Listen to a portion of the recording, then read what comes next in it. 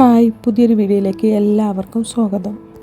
മസാലക്കടലയെല്ലാം നമ്മൾ കടയിൽ നിന്നല്ലേ വാങ്ങാറ്. ഇന്ന് നമുക്കൊന്ന് വീട്ടിലുണ്ടാക്കി നോക്കിയാലോ. 1/2 കിലോ കഴുകി വൃത്തിയാക്കിയ നിലക്കടല, 1 സ്പൂൺ ഉപ്പ്, 3 സ്പൂൺ ചിക്കൻ മസാല, 1 സ്പൂൺ അരിപ്പൊടി, 4 സ്പൂൺ മൈദപ്പൊടി, 3 സ്പൂൺ കടലപ്പൊടി. കടലപ്പൊടി ഇട്ടപ്പോൾ കുറച്ചും കൂടി മൈദപ്പൊടി ഇടാമെന്ന് തോന്നി 2 സ്പൂൺ കൂടി മൈദപ്പൊടി ചേർത്തിട്ടുണ്ട്. അങ്ങനെ 4 സ്പൂൺ മൈദപ്പൊടി, കുറച്ച് കായപ്പൊടിയും 2 തണ്ട് കറിവേപ്പിലയും ചേർത്ത് നല്ല വെണ്ണം കുഴച്ചെടുക്കാം. കുഴച്ചപ്പോൾ മാവ് കുറവുള്ളതുപോലെ തോന്നിയതുകൊണ്ട് 3 സ്പൂൺ മൈദപ്പൊടി കൂടി ചേർത്ത് കൊടുക്കുന്നുണ്ട്.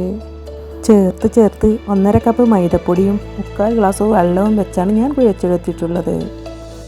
4 അല്ലി വെളുത്തുള്ളി ചതച്ച് ചേർത്ത് കൊടുക്കാം. നമ്മുടെ ഓയിലെല്ലാം ചൂടായി വന്നിട്ടുണ്ട്. നമ്മുടെ കുഴച്ച് വെച്ച കടല കുറച്ചായി എണ്ണയിലേക്ക് ഒഴിച്ചു കൊടുക്കാം. ഒന്ന് ചൂടായ ശേഷം മറിച്ചിട്ട് കൊടുക്കാം. ഇനി നല്ല വെണ്ണം ഇളക്കി കട്ടയായി നിൽക്കുന്ന കടലകളെയെല്ലാം നല്ല വെണ്ണം ഇളക്കി വേർതിരിച്ചെടുക്കാം. ഇടയ്ക്കിടെ ഇളക്കി കൊടുക്കാം.